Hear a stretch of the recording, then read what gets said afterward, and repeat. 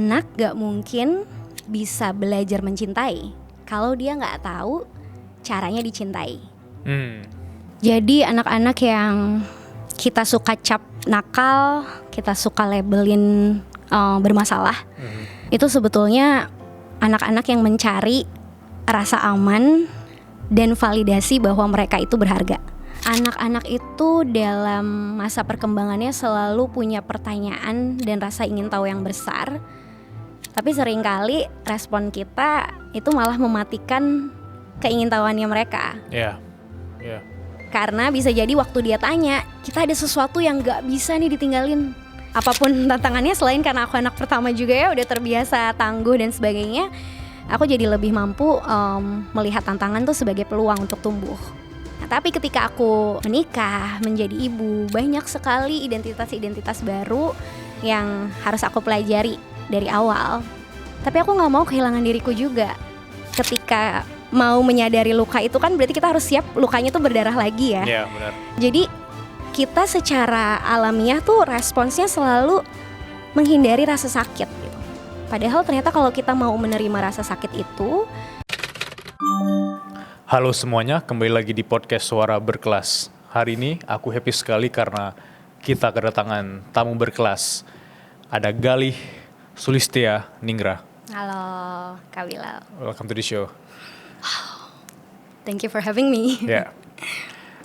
Bagi orang-orang yang menonton ini Galih, kenapa dia harus dengerin podcast ini selama 1 jam ke depan? Karena podcast ini akan mengubah cara pandang kita terhadap pendidikan umum, pendidikan di rumah, dan cara kita melihat diri kita sendiri. Bagi orang yang gak kenal Galih, siapa orang di depan aku ini dan kenapa dia punya cerita hidup yang sangat menarik dari transisi ketika masa kuliah ke dia sekarang jadi ibu di rumah dan ibu di sekolah? Aku berangkat dari keresahan ketika mengajar murid-murid yang cukup dibilang elit. Mereka punya privilege, mereka punya orang tua yang memenuhi segala kebutuhannya mereka. Sehingga tanpa sadar ketika ada di sekolah, hampir anak-anak tersebut punya kemampuan yang udah baik, performa belajarnya bagus. Sampai aku merasa kenapa kualitas pembelajaran yang baik juga itu cuma bisa dirasakan sama anak-anak ini. Kenapa gak bisa dirasakan sama semua anak di seluruh Indonesia, apapun status sosial dan dari manapun mereka berasal. Atas dasar keresahan itu, aku melanjutkan kuliah di luar negeri. Lalu aku pulang dengan misi untuk mengubah dunia lewat pendidikan. Jadi waktu itu aku mencoba untuk mengajar di sebuah sekolah dasar negeri. Karena aku merasa kalau aku mau membuat sebuah inisiasi ataupun program pendidikan yang punya dampak luas untuk seluruh anak-anak di Indonesia, aku perlu tahu apa sebetulnya yang terjadi di lapangan. Dan aku memilih sekolah dasar negeri karena aku merasa itu merepresentasikan cukup banyak kelas dan status sosial dari seluruh anak Indonesia. Dan di sana aku menemukan bahwa ketimpangan pendidikan kita salah satunya berasal dari kesejahteraan keluarga, baik secara lahir maupun batin. Dan aku melihat banyak hal yang semua berangkatnya dari rumah, termasuk bagaimana anak-anak itu menunjukkan kepercayaan diri dan mau aktif di kelas. Anak-anak yang tidak mendapatkan kasih sayang yang cukup di rumah ataupun perhatian yang seharusnya, biasanya akan menjadi anak-anak yang biasanya akan menjadi anak-anak yang takut bersuara. Jadi ternyata walaupun niatnya menjadi guru, membantu anak-anak ini, justru aku menemukan satu pola bahwa orang tua yang hadir sepenuhnya buat anak itu ternyata gak hanya berpengaruh sama performa akademis, tapi bagaimana anak melihat dirinya sendiri, merasa layak atau tidak berada di sekitarnya. Itulah yang kemudian aku bagikan di media sosial. Salah satunya adalah bagaimana pembelajaran di kelas itu perlu mendukung semua kebutuhan anak yang berbeda-beda, termasuk anak-anak yang kita anggap belajarnya itu lebih pelan daripada anak-anak yang lain. Itu pula yang kemudian mendasari aku saat ini membuat sebuah ekosistem belajar yang tujuannya untuk membuat anak-anak itu belajar tanpa dihakimi, tanpa dibanding-bandingkan. Dan itu juga menjadi satu nilai yang selalu aku suarakan secara konsisten, baik itu melalui konten-konten pendidikan maupun konten-konten pengasuhan. Saat ini aku punya anak usianya 5 tahun, dan keyakinan untuk membuat pendidikan yang aman berasal dari rumah itu juga aku terapkan dengan bagaimana aku membersamai anakku di rumah. Apakah benar kalau anak-anak di sekolah yang terlalu aktif atau yang terlalu keluar dari kata aktif tersebut, nakal atau suka ngebully orang segala macam, itu akarnya memang dari rasa sayang di rumah yang kurang, atau memang kebiasaan di rumah yang justru bikin mereka itu ingin meluapkan di luar gitu? Karena aku termasuk orang-orang yang menyaksikan bagaimana orang sekitarku juga dibully. Kalau aku bukan korban bully, tapi aku ngelihat bahwa mungkin karena di rumahnya dia seperti ini dengan orang tuanya. Apakah itu make sense atau ada data spesifik yang pernah kamu pelajari? Jadi anak-anak yang kita suka cap nakal, kita suka labelin bermasalah, itu sebetulnya anak-anak yang mencari rasa aman dan validasi bahwa mereka itu berharga. Karena mereka tidak mendapatkan itu di rumah, pada akhirnya itu memaksa mereka membuat sebuah perilaku yang bisa mendatangkan perhatian. Itu sebetulnya kalau kita telusuri ya, kasih sayang yang mereka gak dapetin di rumah bisa jadi karena kebutuhan emosionalnya orang tuanya mereka itu juga tidak terpenuhi dulunya.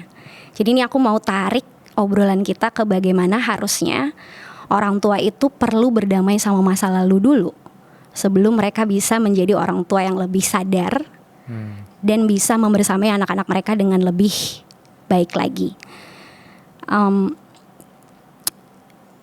Ketika kita mengasuh dan mendidik anak, kita berhadapan sama manusia yang terus berevolusi. Mereka punya beragam emosi dan perasaan yang mereka sendiri belum tahu cara mengendalikannya. Dan mereka butuh orang dewasa sebetulnya untuk mendampingi. Tapi seringkali mereka tuh disalahpahami karena kita orang dewasanya juga gak tahu cara menghadapi beragam perasaan yang meledak-ledak. Karena bisa jadi waktu kita kecil, kita juga melalui hal yang sama. Ketika kita menangis, ketika kita merengek, merajuk sama orang tua,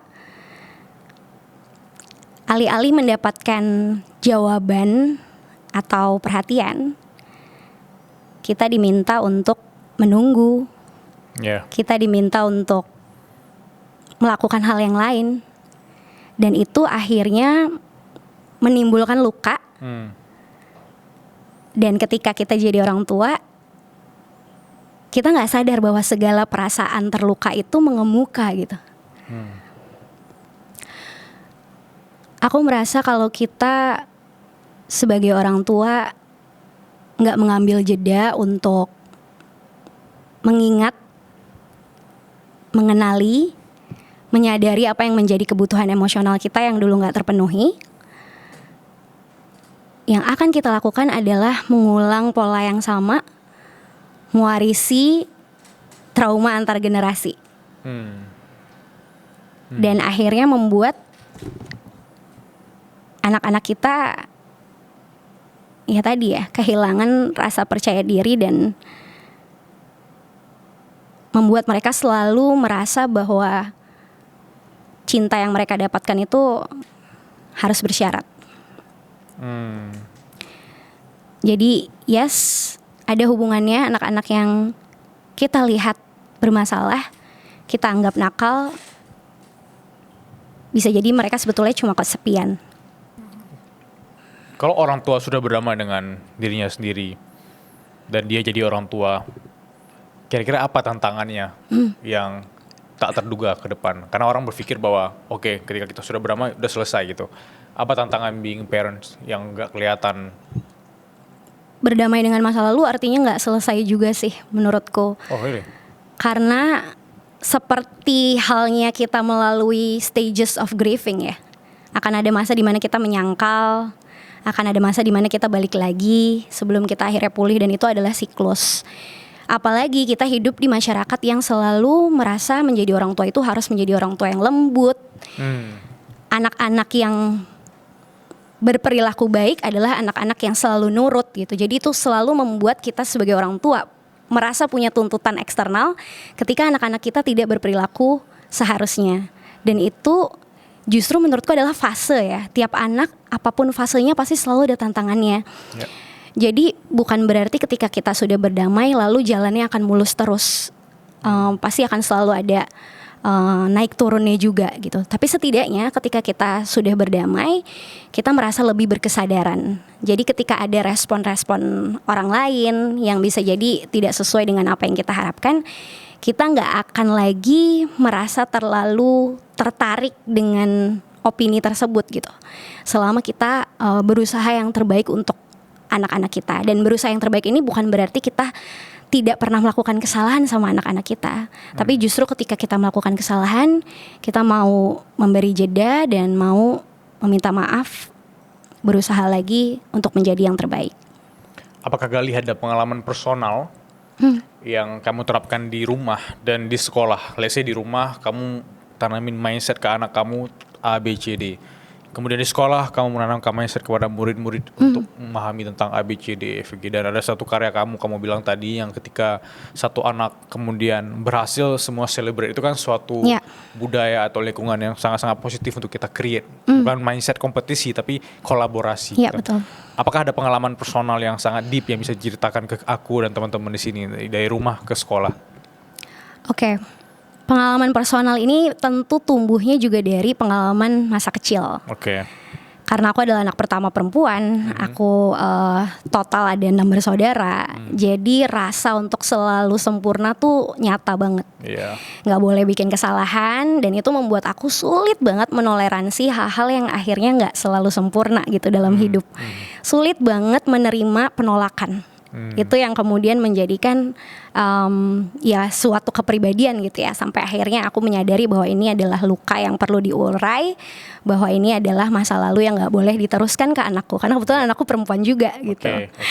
Anak pertama lagi ya. Anak pertama perempuan gitu. Jadi tentu banyak sekali pengalaman personal yang mendasari ya pada akhirnya kenapa lebih berkesadaran ketika mengajar dan mendidik anak-anak di sekolah, lebih mau menerima mereka apapun kebutuhan mereka yang beragam, dan mau menatap murid-muridku juga, menatap mata murid-muridku lebih dalam gitu ya, untuk mencari tahu apa yang sebetulnya terjadi dalam kehidupannya mereka dan bagaimana itu berpengaruh terhadap perilaku mereka di sekolah. Tapi kurasa banyak juga orang-orang yang punya pengalaman yang sama, tapi karena bisa jadi ketika mau menyadari luka itu kan berarti kita harus siap lukanya tuh berdarah lagi ya. Iya, benar. Jadi kita secara alamiah tuh responsnya selalu menghindari rasa sakit gitu. Padahal ternyata kalau kita mau menerima rasa sakit itu dan berusaha untuk menyembuhkan rasa sakit itu dengan berwelas asih pada diri kita sendiri, dan ini siapapun ya, tidak harus kita harus jadi orang tua gitu, tapi juga para guru, orang-orang dewasa yang ada di sekitar anak-anak gitu. Sadar bahwa kita dulunya juga adalah anak kecil yang baru pertama kali menjajaki dunia gitu, banyak hal yang kita nggak tahu. Dan ya tentu itu jadi satu penguat buatku ketika aku melihat anak-anakku, aku tidak lagi melihat mereka sebagai label-label yang disematkan gitu ya. Iya. Tapi ya purely murni karena mereka adalah anak-anak yang punya rasa ingin tahu besar, mereka butuh didampingi dengan kasih sayang, dan mereka nggak butuh penghakiman. Mereka butuh dikuatkan sebetulnya. Aku penasaran cara kamu mengajar di sekolah gitu. Apa yang kamu lakukan, dan aku tarik balik ke pengalaman aku ketika masih SD, SMP, SMA. Aku termasuk murid yang selalu di ranking akhir ya, dari SD sampai SMA. Tapi ketika aku masuk kuliah, aku ketemu dosen yang membuka cara pandang aku melihat sistem belajar gitu. Sehingga aku berpikir bahwa selama ini ternyata aku bukan bodoh. Tapi aku tidak punya rasa keingintahuan untuk belajar. Oke. Karena the way mereka storytelling itu di depan kelas, itu bikin aku nggak tertarik. Ketika aku masuk ke kuliah, kok aku tertarik ya? Berarti kan ada sesuatu yang mungkin kurang efektif atau tidak berjalan sesuai yang diharapkan oleh banyak murid. Nah, gimana cara kamu kemudian bisa kasih POV yang dimana siapa tahu yang nonton video ini atau podcast ini adalah guru-guru yang ingin mau jadi storytelling yang lebih baik. Aku selalu percaya tugas sekolah dan ruang kelas itu adalah membantu anak mendapati potensi yang terbaik dari mereka. Ya. Balik lagi ke obrolan kita bahwa anak itu seringkali karena mereka baru pertama kali ada di dunia, mereka tuh nggak tahu caranya gitu ya, nggak tahu caranya menemukan potensi mereka sendiri gitu. Jadi tugas kita itu adalah menuntun. Nah, aku percaya banget namanya di kelas, dimana nggak cuma satu anak ya, di situ ada banyak banget anak yang datang dari beragam latar belakang, punya kebutuhan yang beda-beda. Ya. Maka yang paling pertama perlu dilakukan bersama murid-murid adalah menyepakati bahwa di kelas ini kita semua sama. Kita semua punya kesempatan yang sama untuk tumbuh. Kita semua punya kesempatan yang sama untuk belajar dari apa yang kita tahu, dari pengalaman-pengalaman dan pengetahuan awal kita. Dan artinya ketika kita punya kesempatan yang sama, maka tiap orang dari kita juga harus punya ruang yang aman dan nyaman. Ruang aman dan nyaman baru bisa lahir ketika semua dari kita saling menghargai dan menyayangi satu sama lain. Jadi itu adalah semacam kesepakatan kelas yang aku tetapkan ketika aku baru pertama kali masuk ke dalam kelas dan mengajar. Jadi aku ngajak murid-murid aku untuk tahu bahwa tiap orang di kelas ini punya tujuan belajar yang mungkin beda-beda. Tapi cara kita adalah bagaimana bersama-sama kita bisa menuju ke tujuan itu. Jadi kesepakatan yang pertama adalah saling menghargai dan menyayangi satu sama lain. Lalu kita obrolin lagi, saling menghargai dan menyayangi satu sama lain itu maksudnya gimana sih? Ketika ada teman yang menjawab pertanyaan, tapi dia tidak bisa menjawab pertanyaan tersebut, dia kesulitan. Bagaimana cara kamu menghargai dan menyayangi teman-teman kamu? Kita tuh selalu merasa anak-anak tuh adalah orang yang tidak tahu apa-apa, kebanyakan dari kita ya, merasa anak-anak itu adalah orang yang tidak tahu apa-apa, sehingga insting kita itu selalu mendikte dan ngasih tahu mereka apa yang harus mereka lakukan. Itu yang berusaha aku ubah. Aku baru bisa tahu potensi murid-muridku ketika aku memberikan mereka kesempatan untuk bersuara, kesempatan untuk menyuarakan apa yang menjadi opininya. Ya, tanpa penghakiman. Tanpa penghakiman, seperti tadi. Mungkin bisa aja aku bilang, kalau kamu menghargai dan menyayangi teman-teman kamu, berarti kamu gak boleh ngejek satu sama lain. Tapi mengubah pernyataan, mengubah perintah menjadi pertanyaan terbuka. Menurutmu apa yang harus kamu lakukan supaya teman-teman kamu merasa diterima, supaya teman-teman kamu tidak merasa tersakiti di kelas, itu sebetulnya memberikan mereka juga peluang untuk tahu bahwa mereka tuh lahir menjadi anak-anak yang sebetulnya punya kasih sayang juga. Dan cara mereka memperlakukan teman-temannya juga adalah cerminan dari bagaimana mereka ingin diperlakukan. Gimana? Seru banget kan episode Suara Berkelas hari ini? Nah, salah satu semua kesamaan narasumber Suara Berkelas yaitu mereka gak pernah malu jualan.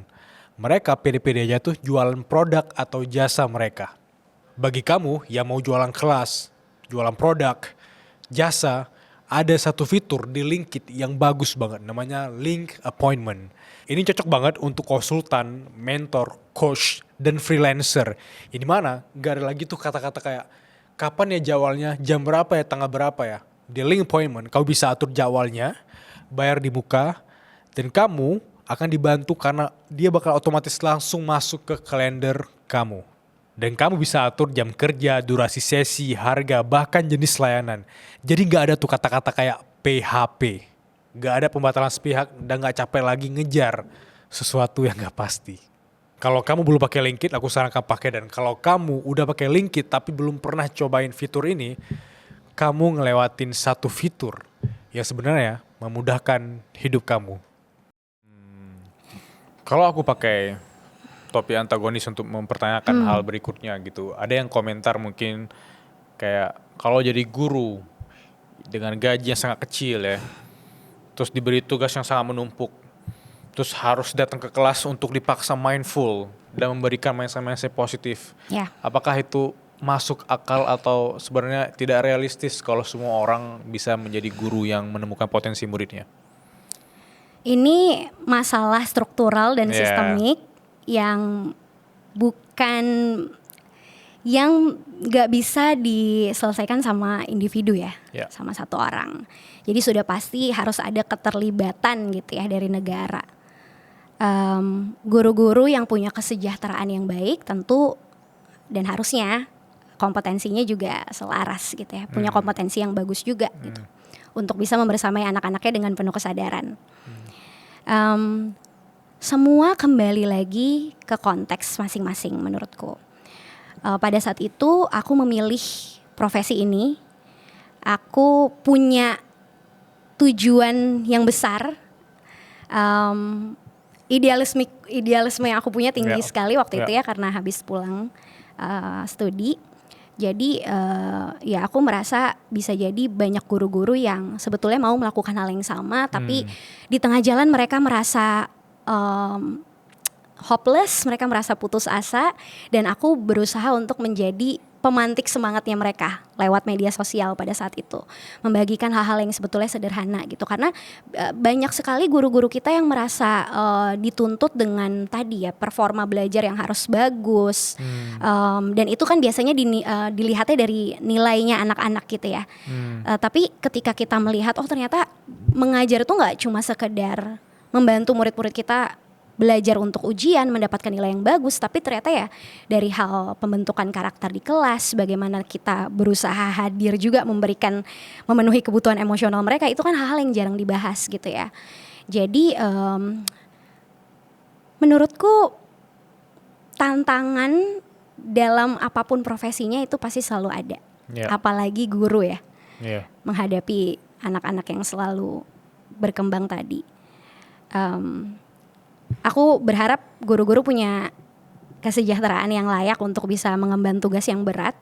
Tapi aku juga berdoa untuk guru-guru yang saat ini masih berjuang, semoga selalu dimampukan gitu untuk bisa tetap hadir buat murid-muridnya mereka.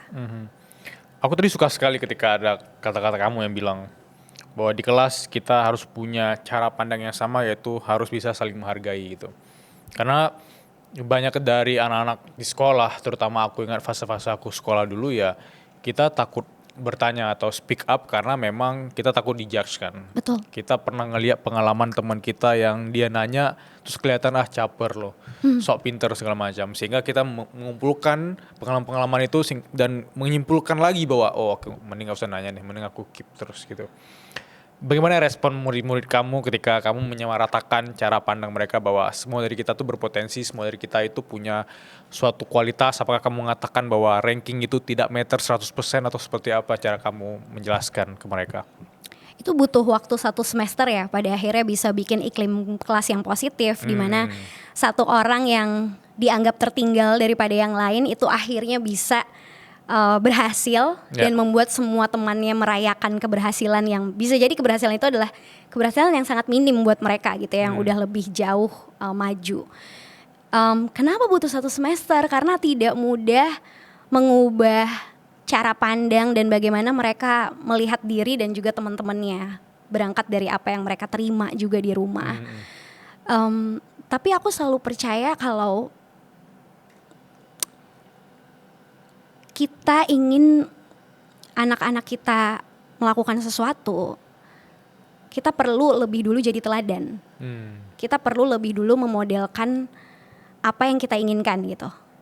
Jadi kalau aku bilang kamu semua di sini punya potensi yang terbaik, tapi kalau aku hanya berpihak sama anak-anak tertentu, kalau aku hanya lebih suka menghabiskan waktuku di kelas bersama anak-anak yang lebih cepat menjawab soal-soal, atau aku hanya menyibukkan diriku bersama murid-murid yang aktif bertanya di kelas, maka aku tidak memodelkan perilaku inklusif itu. Ya. Jadi yang aku lakukan adalah mendekati secara personal anak-anak yang memang selama ini sering disalahpahami gitu ya, sebagai anak yang lambat, sebagai anak yang nakal. Dan apa yang aku lakukan tanpa harus berisik, ternyata menggerakkan hati anak-anakku juga. Mereka melihat bagaimana anak-anak yang dicap tertinggal ini dulunya selama di kelas-kelas sebelumnya itu memang diabaikan. Dan gak cuma diabaikan di sekolah tapi juga di rumah gitu. Tapi dengan usahaku untuk menghampiri orang tuanya, mengadakan kelas lebih intensif buat anak-anak yang butuh pendampingan ekstra, murid-muridku melihat itu.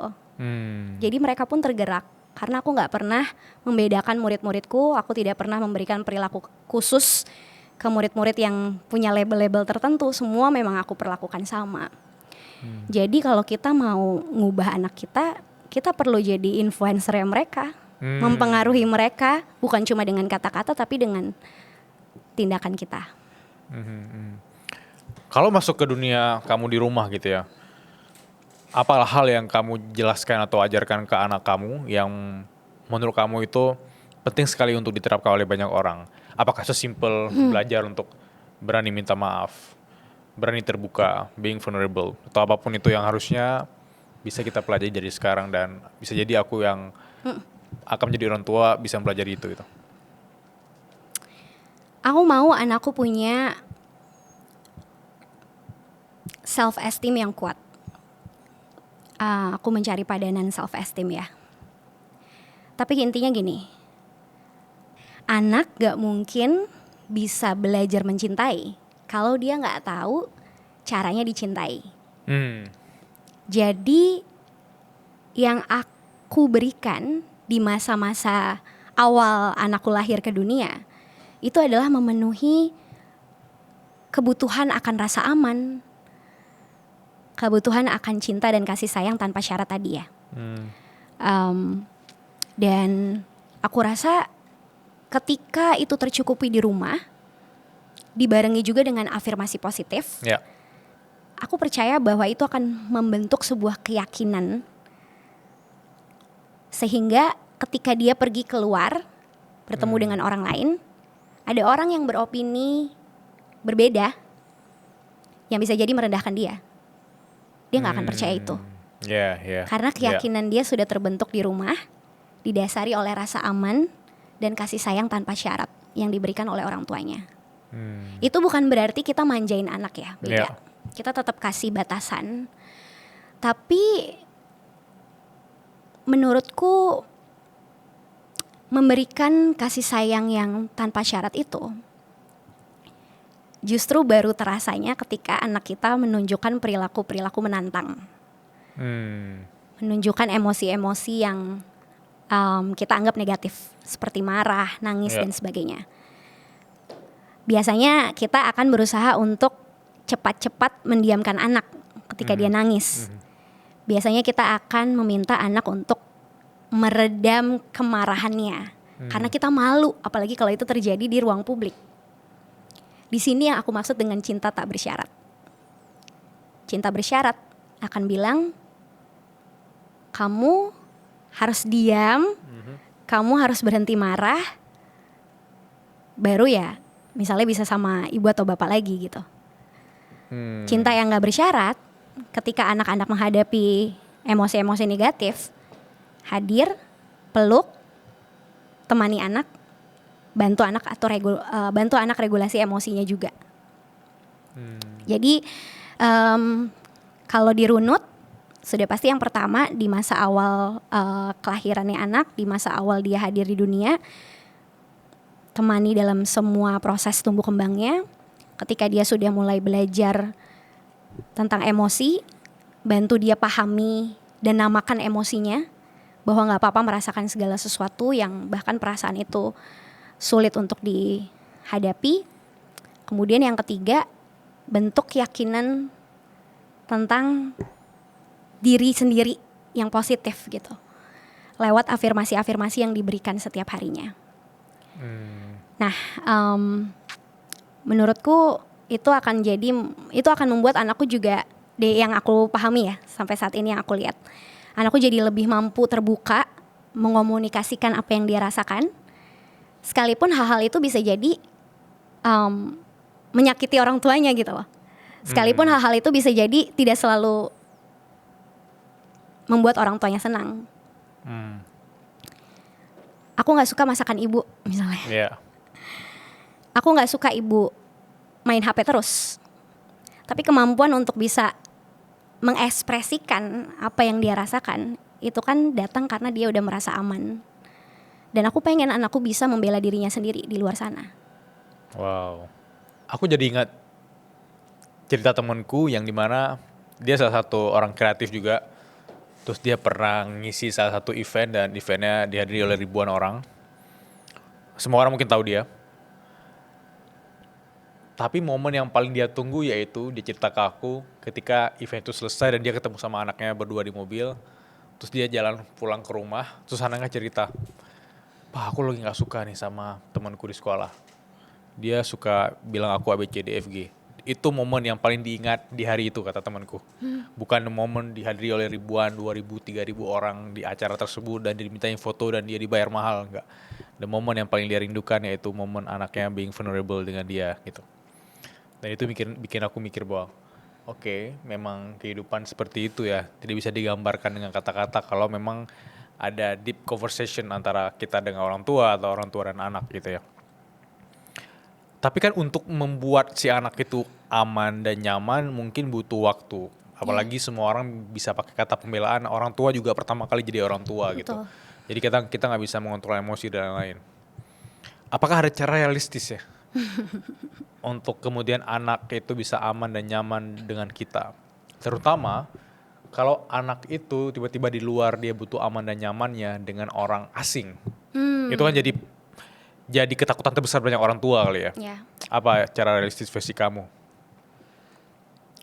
Buang jauh-jauh standar sosial. Kalau jadi orang tua itu harus selalu sempurna. Buang jauh-jauh standar sosial. Kalau jadi orang tua itu nggak pernah salah. Karena anak tuh justru butuh kerapuhan kita juga. Dia tuh butuh melihat bahwa kita adalah manusia yang bisa salah, tapi kita mau loh coba lagi. Jadi aku pun juga tidak selalu dalam perjalanan membersamai anakku tuh tenang. Ada masa dimana aku reaktif. Tapi ketika aku menyadari itu, memisahkan diri supaya tidak terlalu parah, kemudian aku balik lagi ke dia dan aku bilang bahwa aku pun kesulitan menghadapi emosi. Dia jadi belajar, oh kalau ternyata gak apa-apa ya gak selalu benar dalam pertama kali mencoba.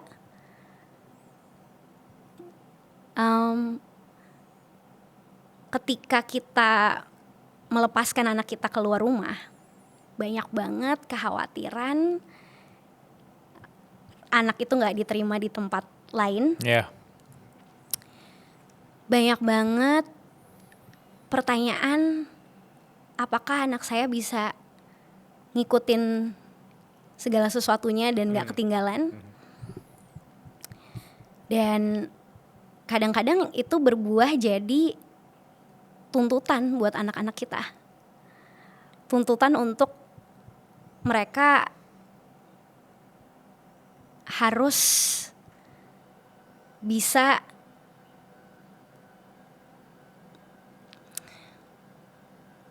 sempurna. Jadi kurasa hal yang paling realistis adalah ketika kita membuang itu, standar itu, ketika kita menjadi lebih berkesadaran, menjadi lebih hadir secara emosional juga ke anak-anak kita, mereka akan lebih percaya sama kemampuannya sih. Dibanding kita mengontrol apa yang harus dia lakukan di luar sana. Aku selalu percaya diskusi dan interaksi yang kita lakukan bersama anak di rumah, seperti yang tadi kamu ceritain bersama dengan bagaimana teman kamu melakukan itu bersama dengan anak kamu, itu pasti lahir dari kebiasaan-kebiasaan kecil yang kita lakukan di rumah juga. Kebiasaan untuk mau mendengar tanpa menginterupsi ketika dia cerita. Itu menurut aku hal realistis tapi susah dilakukan. Iya, setuju. Dengerin tanpa interupsi. Aku rasa juga anak-anak itu dalam masa perkembangannya selalu punya pertanyaan dan rasa ingin tahu yang besar. Tapi seringkali respon kita itu malah mematikan keingintahuannya mereka. Iya. Karena bisa jadi waktu dia tanya, kita ada sesuatu yang gak bisa nih ditinggalin. Ketika kita mau memprioritaskan dia, dia akan melihat itu. Dan lagi-lagi itu akan jadi bekal buat dia gitu.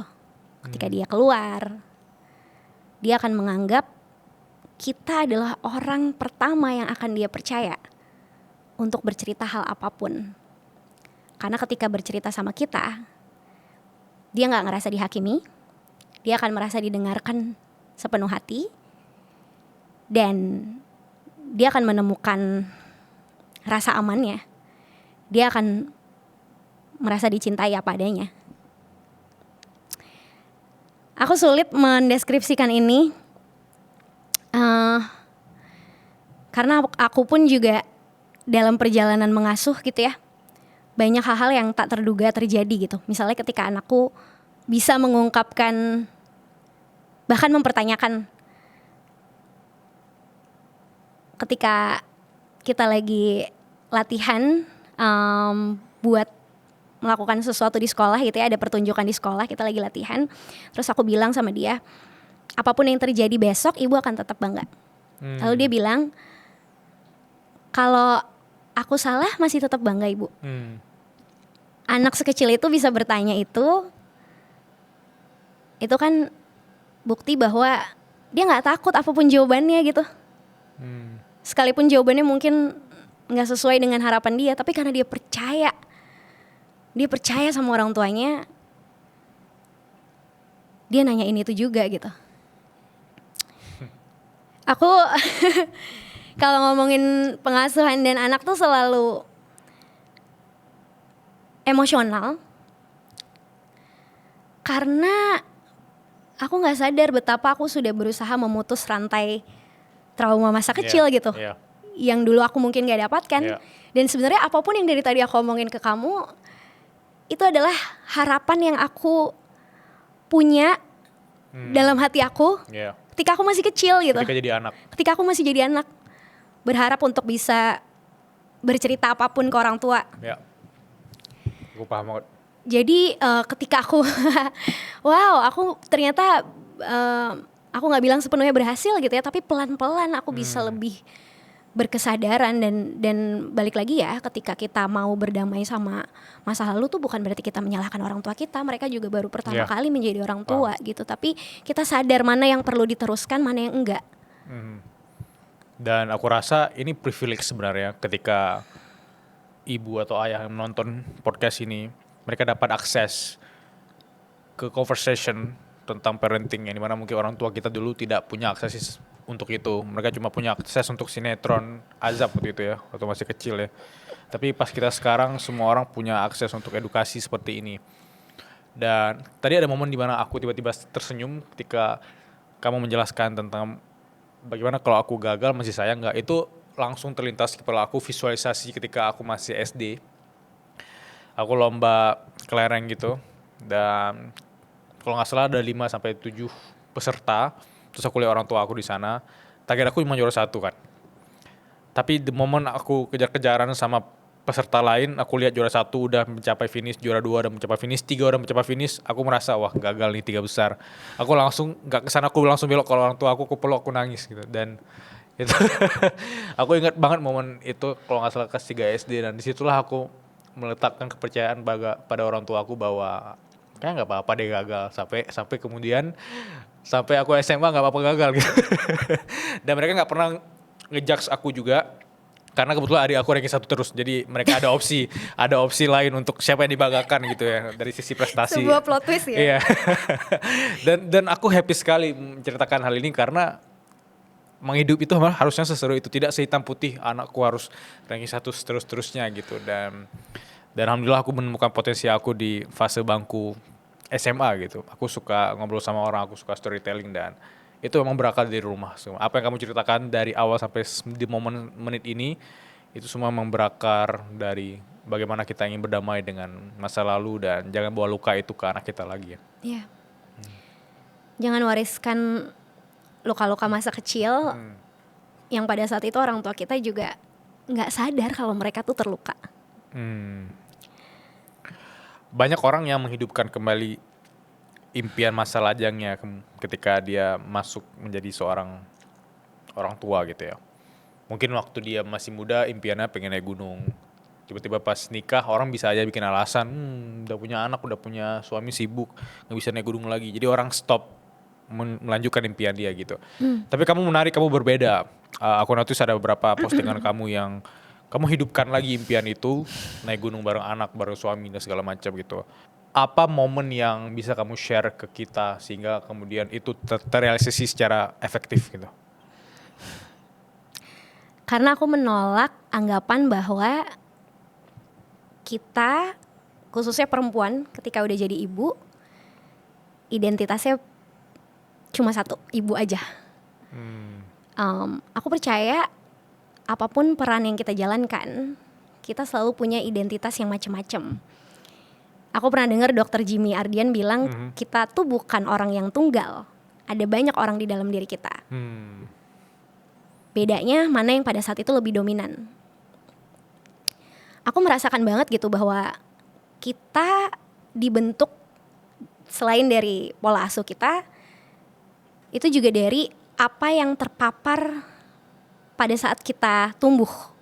Misalnya kita terpapar bacaan, kita jadi orang yang suka baca. Kita terpapar pengalaman berada di outdoor, kita jadi suka alam. Yeah. Itu pengalaman yang menurut aku bisa jadi berubah menjadi sebuah hobi. Pada saat itu jadi hobi aku ketika masih lajang gitu ya. Dan ternyata banyak hal yang dalam perjalanan melakukan hobi itu muaranya nggak cuman kesenangan semu gitu, tapi refleksi tentang kehidupan ya. Kita sering dengar kan kalau naik gunung tuh mirip-mirip loh sama kita menjalani hidup gitu, bahwa ada hal-hal yang kita anggap kita nggak bisa lakukan gitu, tapi ternyata ketika kita meniatkan diri dan percaya sama kemampuan diri kita, kita berhasil. Nah itu adalah sesuatu yang bikin aku hidup. Sehingga apapun tantangannya, selain karena aku anak pertama juga ya, udah terbiasa tangguh dan sebagainya, aku jadi lebih mampu melihat tantangan tuh sebagai peluang untuk tumbuh. Nah, tapi ketika aku menikah, menjadi ibu, banyak sekali identitas-identitas baru yang harus aku pelajari dari awal. Tapi aku gak mau kehilangan diriku juga. Jadi pada saat itu aku punya semacam keinginan gitu ya, kalau anakku sudah bisa diajak naik gunung, aku mau pergi naik gunung sama anak dan suamiku. Nah waktu itu momentumnya pas banget, anakku baru aja ulang tahun ke-5. Dan aku melihat secara ketahanan fisik mungkin nurun ya dari ibunya. Banyak penelitian yang bilang kalau anak-anak itu ketahanan fisik dan kesukaan mereka terhadap olahraga itu sebetulnya menurun dari ibu. Jadi aku melihat dia anak yang suka tantangan. Jadi aku merasa aku mau membawa dia naik gunung, gak cuman supaya dia dapat tantangan lebih gitu, tapi buat ngajarin dia bahwa pertama, jatuh itu bukan tanda kegagalan. Kedua, bahwa tiap orang tuh punya ritmenya masing-masing, dan kita gak harus selalu berjalan dalam ritme yang sama. Ketiga, bahwa ketika kita berhenti dan mengambil jeda, itu gak apa-apa, bukan berarti kita lemah. Jadi ini kan mungkin hal-hal yang kok berat banget sih untuk anak usia 5 tahun. Enggak lagi sebetulnya, karena ketika di sekolah dia ketemu sama banyak teman-temannya yang bisa jadi lebih unggul dalam beberapa hal yang dia masih belajar. Tapi karena dia terbiasa melihat orang tuanya mengajak dia untuk tahu kapan waktunya berhenti, mengajak dia dan mendorong dia untuk terus berusaha lewat aktivitas yang kita lakukan di gunung tadi.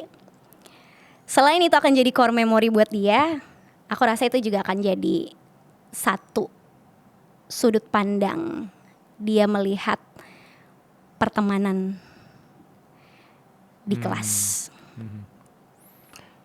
Kemarin aku baru aja ngopi sama temanku yang udah jadi ayah ya. Dia punya 2 orang anak.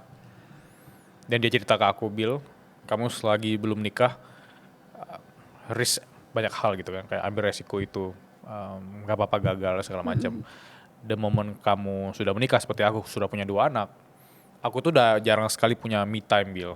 Apalagi aku seorang ayah gitu. Jadi, let's say aku sekarang lagi kosong nih, aku ngopi sama kamu mungkin dalam konteks project. Tapi kalau aku sendiri, bisa jadi pikiran aku ini muncul anakku seperti apa nanti. Yeah. Aku mencemaskan anakku ke depan seperti apa. Aku harus kerja keras seperti ini supaya nanti anakku juga dia nggak worrying tentang uang gitu kayak aku dulu worrying tentang uang kata Benar. dia. Nah, bagaimana kamu bisa menyarankan ke orang yang menonton podcast ini, terutama orang tua di sana, ya mereka terus mencemaskan tentang anaknya hari ini dan masa depan anak-anaknya gitu.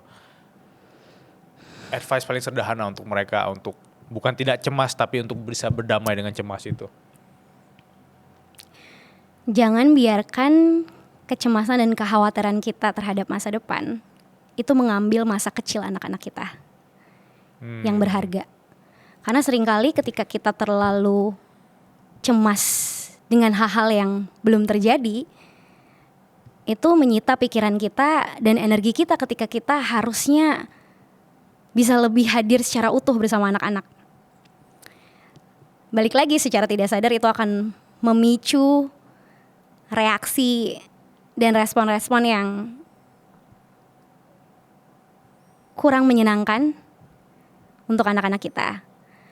Tapi aku juga selalu percaya ya kalau perjalanan mengasuh tuh bukan perjalanan yang mudah. Aku merasa orang tua tuh harus punya support system yang kuat untuk bisa membesarkan anak dengan penuh kasih sayang. Jadi penting juga untuk menemukan support system itu, lingkaran-lingkaran yang menguatkan. Kita sering bilang butuh satu kampung buat bisa membesarkan anak. Seringkali kampungnya nggak ada karena bisa jadi beda pola pikir, beda tujuan gitu ya. Dan sebetulnya apa yang aku kerjakan saat ini itu juga harapannya bisa memberikan ruang untuk para orang tua belajar bertumbuh bersama anak-anaknya. Jadi kalau aku boleh cerita, saat ini berbekal pengalamanku juga ya di kelas, melihat bagaimana setiap anak itu punya kebutuhan yang berbeda-beda, tapi seringkali di kelas karena waktunya terlalu cepat, karena kapasitasnya yang tidak cukup, pada akhirnya tiap anak pulang dengan membawa kebingungan, dengan membawa bisa jadi justru kebosanan gitu ya, karena dia merasa dia perlu tantangan lebih untuk belajar. Nah, seringkali orang tua itu punya rasa ketakutan kalau anak-anaknya antara dia tertinggal atau justru sebaliknya anak-anaknya terlalu cepat belajar, dan di kelas itu mereka jadi nggak bisa belajar dengan lebih sesuai sama apa yang menjadi kebutuhan. Dan saat ini aku mengembangkan sebuah aplikasi belajar sebetulnya. Tadi di awal aku sudah sempat mention aplikasi belajar yang didasari dengan rasa percaya bahwa tiap anak perlu berkembang sesuai dengan ritmenya masing-masing. Jadi aplikasi belajar ini sebenarnya aplikasi belajar matematika, dan kita suka punya stereotip yang negatif terhadap matematika. Kita mungkin punya kecemasan berlebih juga terhadap matematika, tapi di aplikasi belajar ini namanya Smartik Indonesia, tiap anak Indonesia. Yes. Namanya Smartik Indonesia, tiap anak akan berangkat dari level pemahamannya terlebih dahulu. Jadi aku analogikan seperti anak muridku yang tadinya belum bisa belajar baca, aku nggak langsung kasih dia perkalian, tapi aku kasih dia soal yang memang sesuai sama level pemahamannya dulu, sesuai sama apa yang mereka pahami dulu gitu ya. Sehingga harapannya dia merasa didengar, merasa diterima, merasa dimengerti, dipahami, baru dia pelan-pelan bertumbuh sesuai dengan ritmenya masing-masing. Nah, ini aku mau ajak para orang tua untuk mencoba aplikasi belajar ini, karena selain aplikasi ini bisa bermanfaat untuk anak-anaknya, aplikasi ini juga menurutku jadi media belajar dan media wadah gitu ya, wadah untuk quality time juga sama anak. Karena seringkali kita mau ngajarin anak nggak tahu caranya, kita punya banyak kekhawatiran dan ketakutan terhadap mata pelajaran itu sendiri. Nah, di sini anak-anak akan ditemani dan karena bentuknya sebetulnya game, jadi anak-anak bisa belajar dengan mandiri gitu ya. Dan harapannya ya orang tuanya juga jadi lebih berdaya, lebih percaya diri dalam menemani tumbuh kembang anak. Gitu. Berarti bukan cuma untuk game anaknya, tapi game untuk orang tua dan anak ya. Betul. Wah, seru. I wish udah punya itu atau kecil gitu loh. Tapi waktu itu HP-nya masih belum bisa disentuh ya, aku ingat. But anyway, tadi aku sempat menulis ketika kamu ngomongin tentang impian, dan menurut aku ini bagus banget untuk kita bacain di sini. Aku bilang bahwa sebenarnya nggak semua mimpi itu harus atau wajib kita kejar sendiri. Bisa jadi ketika kita jadi orang tua, ketika kita berkarya, ketika kita merakit mimpi, anak itu jadi saksi bahwa orang tuanya itu juga berani untuk merakit mimpi walaupun dia jadi orang tua. Dan ketika nantinya dia udah dewasa, itu jadi memorable sekali gitu. Dia justru punya inspirasi yang nggak usah jauh-jauh deh, orang tuanya sendiri gitu.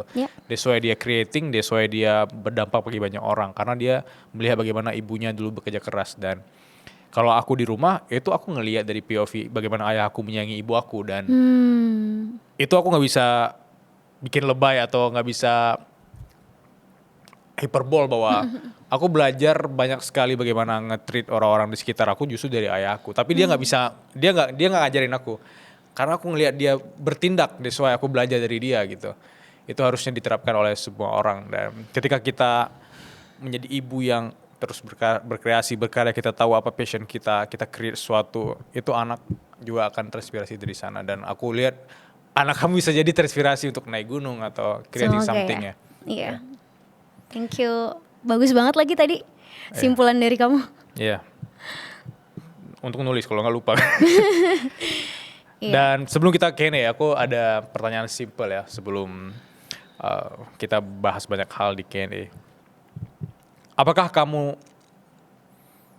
ketika anak kamu nanti beranjak dewasa, kamu akan menjadi ibu yang 100% mempercayakan dia dengan dunia sendiri, atau kamu tetap akan terus berinteraksi tapi bukan mengontrol, tapi ingin terus dekat dengan anak-anak kamu?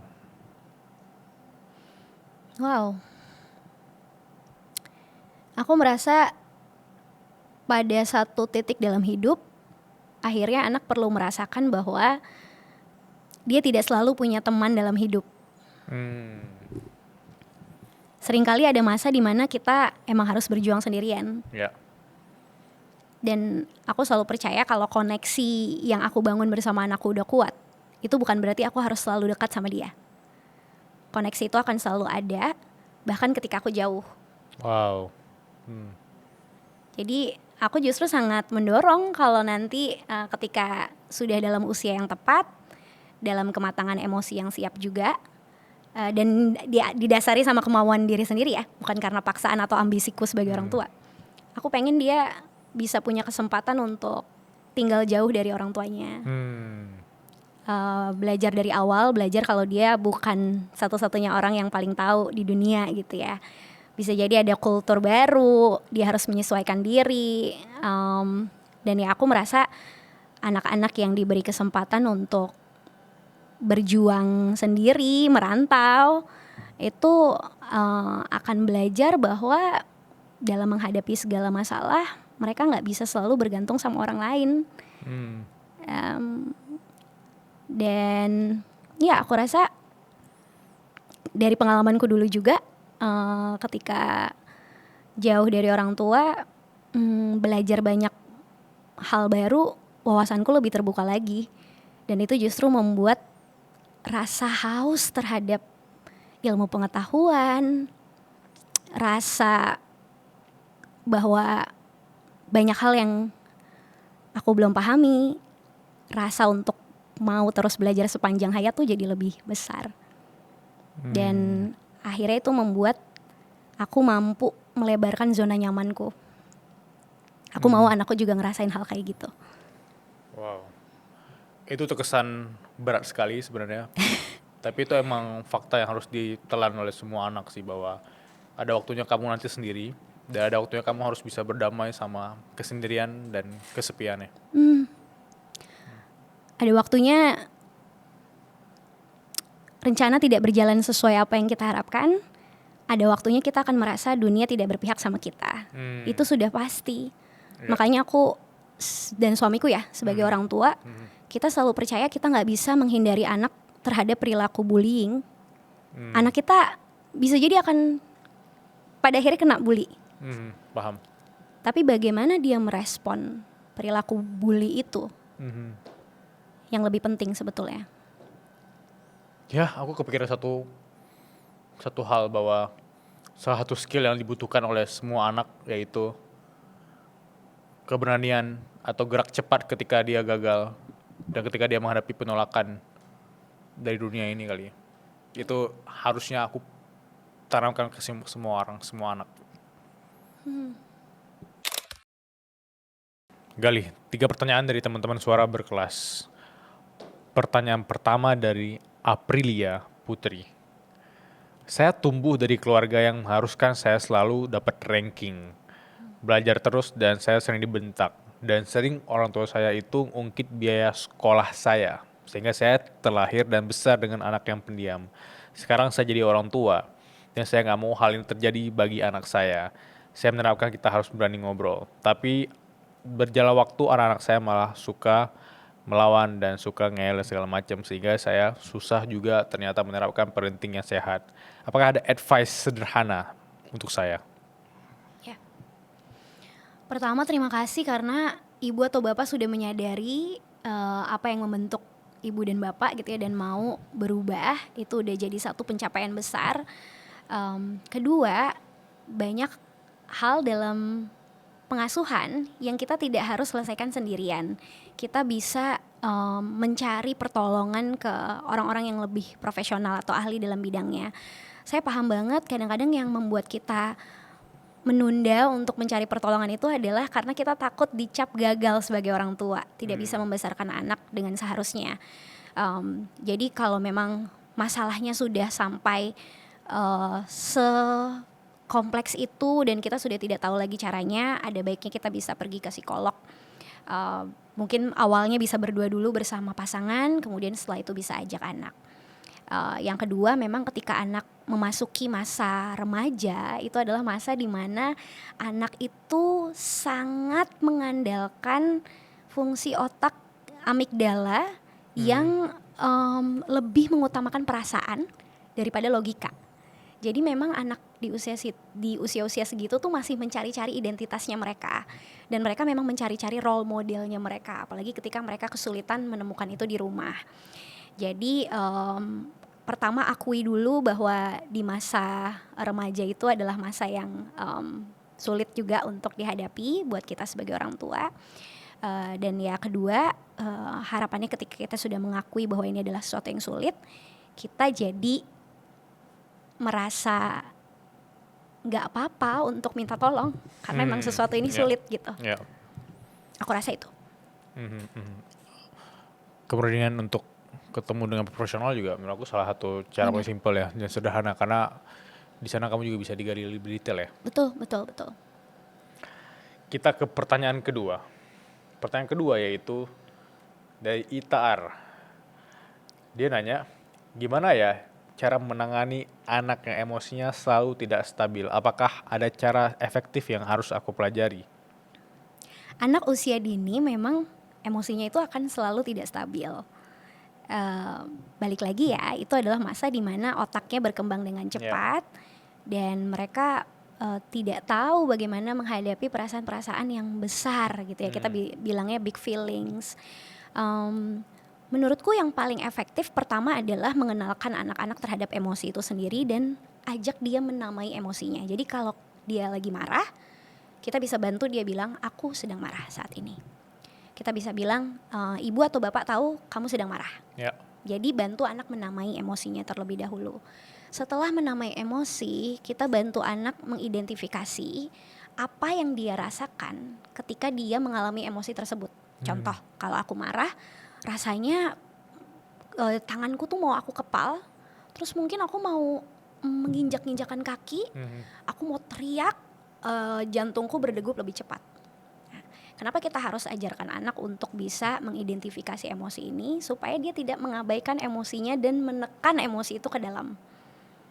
Kalau anak tidak berusaha atau tidak belajar untuk merasakan apa yang dia rasakan, emosi itu akan terus tertimbun dan terakumulasi.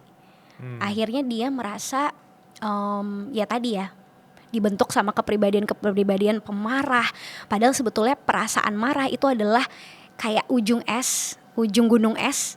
Itu tuh di bawahnya itu adalah lapisan rasa sedih, rasa kecewa, rasa tidak didengar dan rasa tidak dipahami gitu ya. Jadi bantu anak untuk menamakan dan mengidentifikasi emosi itu. Setelahnya bantu anak meregulasi emosinya. Jadi urutannya selalu mengenali, menamai, mengidentifikasi, meregulasi. Gak bisa nyuruh anak tarik napas kalau dia gak tahu apa yang lagi dia rasakan. Jadi setelah 3 hal itu terlalui, baru kita ajak anak untuk meregulasi emosinya. Nah, paling sederhana yang aku lakukan bersama anakku dan murid-muridku ketika di sekolah itu adalah meniup lilin. Karena biasanya kalau kita bilang ayo tarik napas gitu, kayak apa sih tiup lilin. Jadi kayak lilinnya ada 5, kita harus tiup 5-5-nya sampai padam.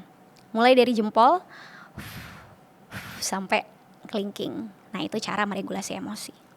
Gue baru tahu juga. Kita ke pertanyaan ketiga dari Dini ZN. Kak, aku mau nanya, aku belum nikah dan masih single. Tapi apakah efektif kalau aku belajar tentang ilmu parenting dari sekarang? Sangat efektif dan aku sangat mengapresiasi gitu ya, karena banyak juga followersku tuh orang-orang yang belum menikah, baik itu perempuan ataupun laki-laki.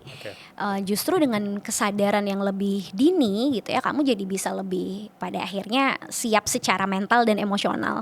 Kita tuh soalnya seringnya kalau ngomongin punya anak ngomongin finansial, tapi kita lupa ngomongin hal-hal yang berkaitannya sama mental dan emosional gitu ya. Setuju. Jadi ya penting banget, dan jangan hanya mempelajari hal-hal yang sifatnya akademis ya, kita mau bikin anak kita pintar bidang pelajaran tertentu gitu, tapi justru yang perlu dipelajari adalah ya meregulasi emosi kamu terlebih dahulu sebelum kamu bisa menemani anak kamu meregulasi emosinya sendiri. Gali, apakah ada the worst advice yang pernah kamu terima? Ada 2 lagi. Oke, silakan satu persatu kita bedah. Yang pertama, jadi anak pertama harus selalu ngalah. Kenapa aku bilang worst advice? Karena anggapan itu aku jadi sulit menerima tanpa rasa bersalah. Receiving with guilt. Selalu ada rasa bersalah ketika aku menerima pujian, ketika aku menerima apresiasi, bahkan ketika aku menerima sesuatu yang menurut aku lebih besar dari diriku sendiri. Aku sering menganggap bahwa aku itu gak layak ada di posisi itu. Itu karena pemahamanku yang selalu melihat dan mendulukan kebutuhan orang lain. Jadi aku sulit memenuhi kebutuhanku sendiri gitu ya. Bahkan aku sulit meminta tolong karena aku tumbuh menjadi anak yang hyper independent. Aku harus selalu ngalah, jadi aku harus bisa bertahan sendiri gitu ya. Melakukan segala sesuatunya sendiri, karena kalau aku minta tolong dan minta bantuan, itu artinya aku nggak mampu gitu. Itu yang pertama. Terus yang kedua adalah kalau mau punya waktu lowong, jadi guru. Jadilah guru kalau kamu mau punya waktu lowong. Itu banyak banget lapisannya ya. Pertama, kita mengerdilkan pekerjaan guru. Seolah-olah kerjaan guru tuh santai, gampang, semua orang bisa. Gak perlu kemampuan apa-apa. Yang kedua, itu membuat perempuan-perempuan yang sudah jadi ibu rasa bersalahnya jadi berlapis-lapis. Merasa percaya diri akan punya lebih banyak waktu buat anaknya, padahal ketika ke sekolah ketemu sama murid-muridnya, emosi dan energinya udah keserap banget. Pas nyampe ke rumah, energinya tinggal sisa-sisa buat anaknya sendiri. Ya. Jadi itu kayaknya 2 saran yang aku nggak mau kasih ke orang lain. Mungkin kita butuh rephrase sarannya ya. Tapi Ya. itu membuatku sadar bahwa sebuah kalimat yang mungkin ketika diucapkan sama orang tuh nggak ada maksud tertentu. Benar.